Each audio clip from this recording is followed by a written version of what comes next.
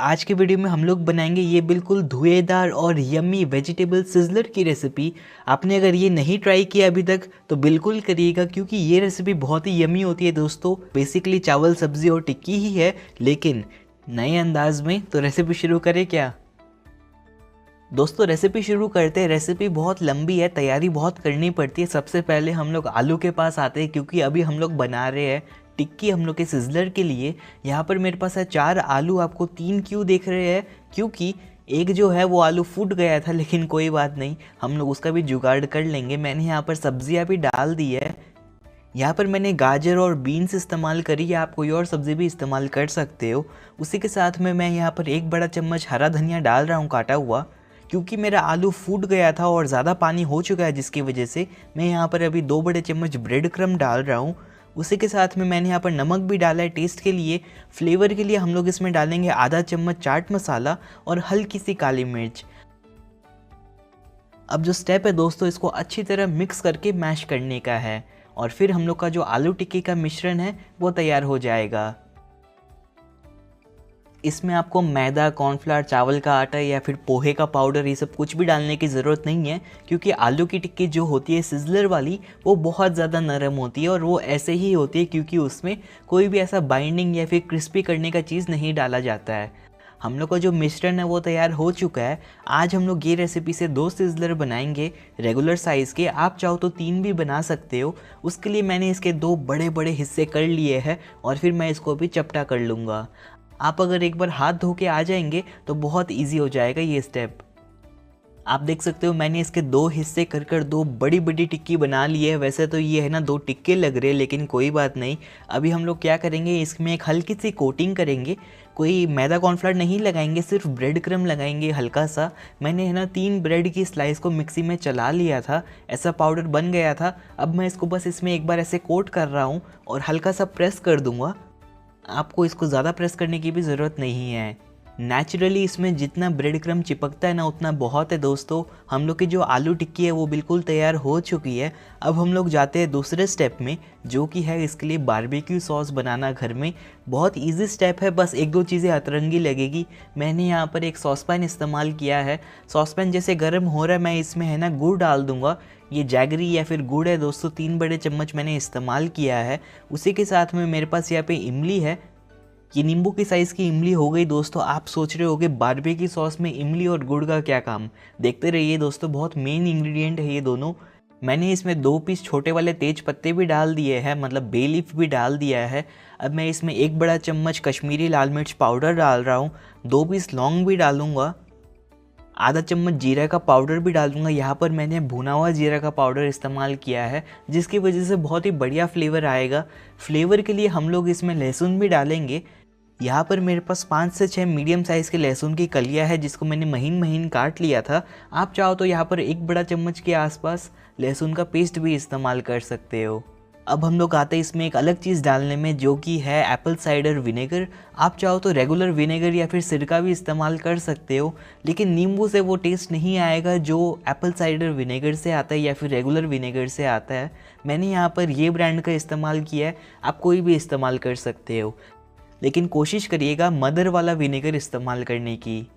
Vinegar के साथ ही में मैंने इसमें 1/4 कप पानी भी डाला है। अब हम लोग इसमें केचप डाल देंगे दोस्तों। केचप ये बारबेक्यू सॉस का बेस होता है, तो बहुत क्वांटिटी में लगेगा। मैंने यहाँ पर 2/3 कप केचप इस्तेमाल किया है।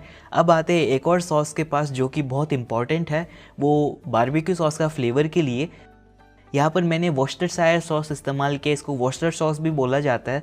मार्केट में आसानी से मिल जाता है, लेकिन अगर आपको नहीं मिलता है तो कोई बात नहीं, आप इसमें इमली बढ़ा दीजिएगा और उसी के साथ में आप हल्का सा विनेगर भी बढ़ा दीजिएगा और हल्की सी इसमें सोया सॉस भी डाल दीजिएगा, और आपका काम बन जाएगा। चिंता की बात नहीं है। मैंने यहाँ पर 2 बड़े चम्मच के आसपास वॉर्सेस्टरशायर सॉस इस्तेमाल किया है। मैं ये सारे इंग्रेडिएंट की लिस्ट बनाकर नीचे लिख दूंगा, ताकि आप उसको पढ़ सको। और अगर मेरे को कोई इंग्रेडिएंट ऑनलाइन भी मिल जाता है तो मैं वो ऑनलाइन वाला लिंक भी डाल दूंगा। अब जो स्टेप है दोस्तों बहुत सिंपल और इजी है। इसको अच्छी तरह मिक्स करने का है और फिर इसको पकाने का है लगभग 5 मिनट के लिए, या फिर जब तक ये थिक ना हो जाए। बस आपको इसको मीडियम फ्लेम पर 5 मिनट पकाना है और आपकी ये जो सॉस है बिल्कुल रेडी हो जाएगी। जब ये पूरी पक जाती है तो बिल्कुल ऐसी दिखेगी दोस्तों, हम लोग की सॉस तैयार है। ये होममेड बारबेक्यू सॉस हो गई है। मैंने गैस को बंद कर दिया था। अब हम लोग इसको ठंडा होने के बाद यूज़ कर सकते हैं। वैसे आप चाहो तो गर्म भी कर सकते हो। यूज़ करने से पहले आप इसमें से तेज पत्ता हटा लीजिएगा। अब यहाँ पर दोस्तों मैंने एक और कढ़ाई गरम करी है, क्योंकि अभी हम लोग फ्रेंच फ्राई बनाएंगे। मेरे पास फ्रीज़र में हमेशा फ्रेंच फ्राई पड़ी रहती है, आपको पता ही होगा अगर आपने मेरा वीडियो देखा है जो मैंने बहुत डिटेल में बनाया था। आप भी देखिएगा, अगर आपने नहीं देखा है मैं उसका लिंक नीचे डाल दूंगा। वैसे सिज़लर के साथ फ्रेंच फ्राई या फिर तंदूरी आलू दोनों का ऑप्शन होता है। मैंने रेसिपी को ईजी करने के लिए आज फ्रेंच फ्राई इस्तेमाल किया है। और साथ ही में हम लोग को है ना आलू टिक्की भी सेकना ही था, तो मैंने तवा में सेकने के बजाय सोचा तेल में फ्राई कर लेता हूँ, तो मैंने हल्का सा ज़्यादा तेल गरम कर लिया था। फ्रेंच फ्राई जो है हम लोग की फ्राई होकर तैयार हो चुकी है। ज़्यादा टाइम नहीं लगती है, बस 3 मिनट लगती है और हम लोग की फ्रेंच फ्राई तैयार हो जाती है। अब हम लोग क्या करते हैं दोस्तों, हम लोग की आलू टिक्की सेक लेते हैं।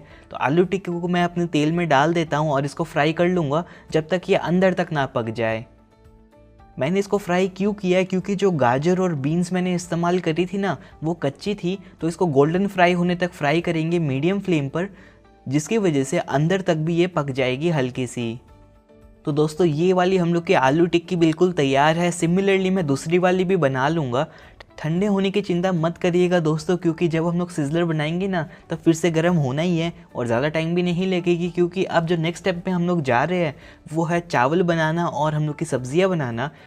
उसके लिए मैंने यहाँ पर एक वॉक इस्तेमाल किया है। आप चाहो तो कोई कढ़ाई भी कर सकते हो। इसको मैंने गर्म करने के लिए रख दिया है और मैंने यहाँ पर इस्तेमाल किया है बटर। ये रेगुलर वाला बटर नहीं है दोस्तों, ये गार्लिक बटर है। ये अमूल ब्रांड का इजीली बाज़ार में मिल जाता है। इससे आप गार्लिक ब्रेड भी बना सकते हो, फ्लेवर बहुत बढ़िया आता है इससे।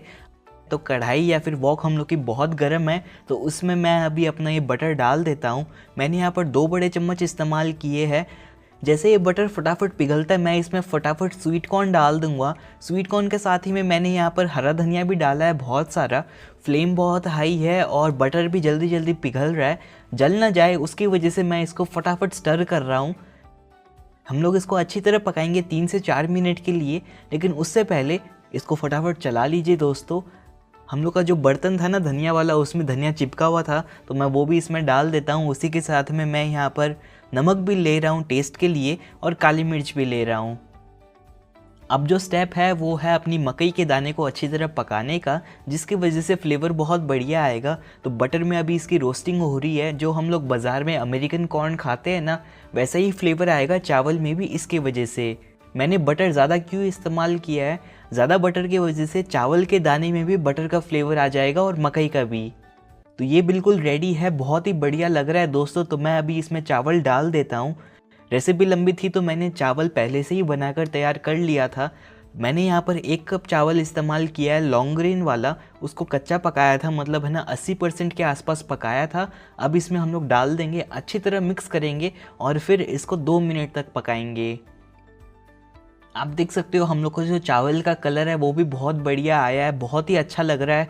चावल रेडी है दोस्तों, हम लोग का बहुत खुला खुला बना है। अब मैं इसको निकाल कर रख लेता हूँ एक बोल में, क्योंकि हम लोग को सेम बर्तन में ही अभी सब्जियाँ भी बनानी है। तो सब्ज़ी बनाने के लिए मैंने बस चावल निकाला है दोस्तों, साफ़ नहीं किया है, क्योंकि बटर की कोटिंग है ना बहुत काम आएगी। तो अब मैं फिर से इसमें बटर डाल रहा हूँ। अभी मैं 1 बड़ा चम्मच बटर इस्तेमाल कर रहा हूँ। उसी के साथ में मैंने यहाँ पर गार्लिक भी डाला है ज़्यादा फ्लेवर के लिए, लहसुन का 1 चम्मच गार्लिक है दोस्तों। बटर ना जले उसके लिए मैंने यहाँ पर हल्का सा तेल भी डाला है। और मेरे पास यहाँ पर है एक्जॉटिक सब्जियाँ जो सिज़लर में डलती है। ब्रोकली है दोस्तों, बेबी कॉर्न है, बीन्स है और गाजर है। आप इसमें आलू भी डाल सकते हो या फिर प्याज भी डाल सकते हो। ऐसी सब्जियां डालिए जो आप कांटे से एक बार में खा सके।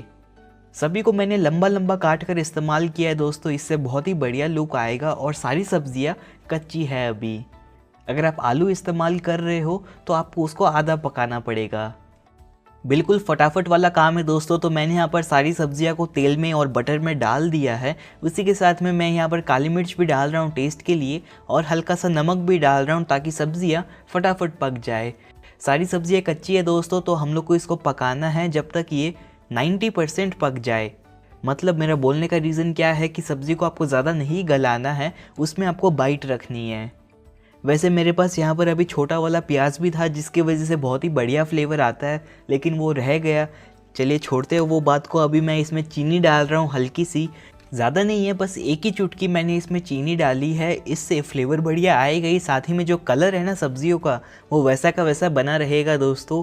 तो चीनी डालने के बाद फिर से मैं इसको 2 मिनट के लिए पका लूँगा हाई फ्लेम में, और हम लोग की जो सब्जियाँ हैं ना वो भी तैयार हो जाएगी।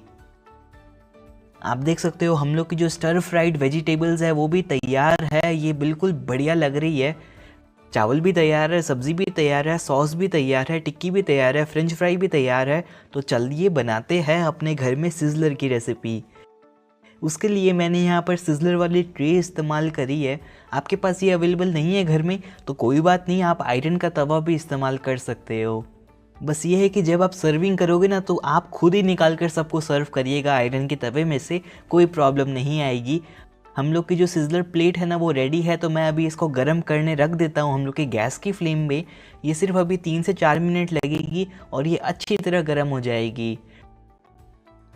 जब ये गर्म हो जाती है तब हम लोग क्या करेंगे, इसके ऊपर पत्ता गोभी की लेयर लगा देंगे। इससे क्या होगा, हम लोग का जो सिज़लर है ना वो जलेगा नहीं। तो मैं अभी हॉट प्लेटिंग कर रहा हूँ। मेरा बोलने का मतलब क्या है कि सावधानी से करना पड़ेगा क्योंकि नीचे गैस ऑन है, सिज़लर प्लेट भी गर्म है। तो मैंने यहाँ पर है ना चिमटे से इसके ऊपर सब्जियाँ भी रख दिया। आप देख सकते हो कैसे मैं इसमें सब्जियाँ सजा रहा हूँ। इसके बाद हम लोग क्या करेंगे, इसमें रख देंगे फ्रेंच फ्राई। आप चाहो तो अभी यहाँ पर तंदूरी आलू भी रख सकते हो अगर आपने वो बनाया है या फिर आपके पास अवेलेबल है घर में अभी। अब फटाफट हम लोग इसमें चावल भी रख देंगे। आप देख सकते हो चावल मैं इसमें कैसे रख रहा हूँ। और फिर फाइनली हम लोग इसके ऊपर एक टिक्की रख देंगे जो हम लोग ने बनाई थी। सब कुछ रेडी है दोस्तों। अब बस इसमें 2 चीज़ें डालने बाकी रह गई है, जो कि है अपनी बारबेक्यू सॉस और साथ ही में एक और सीक्रेट इंग्रेडिएंट जो मैं अभी आपको दिखाता हूँ। वो बेसिकली बटर है दोस्तों। मैंने यहाँ पर गार्लिक बटर इस्तेमाल किया है।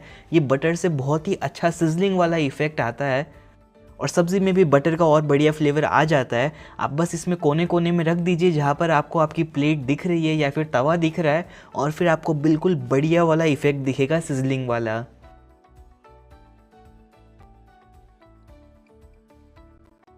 तो दोस्तों हम लोग का पहला वाला सिज़लर बिल्कुल रेडी है। आप देख सकते हो बहुत ही बढ़िया इफ़ेक्ट आया है। अब मैं इसको फटाफट सर्व कर देता हूँ और मैं बना लेता हूँ दूसरा वाला भी। दूसरा वाला आप देख सकते हो और बढ़िया बना है क्योंकि पहला वाला में तो मैं खुद को भी कैलिब्रेट कर रहा था। इसमें मैंने सब्ज़ी को इस तरफ रखा है और फ्रेंच फ्राई को उस तरफ रखा है। चावल मैंने हल्का सा ज़्यादा रखा है और ये बिल्कुल बहुत ही बढ़िया वाली मील बनी है कि नहीं।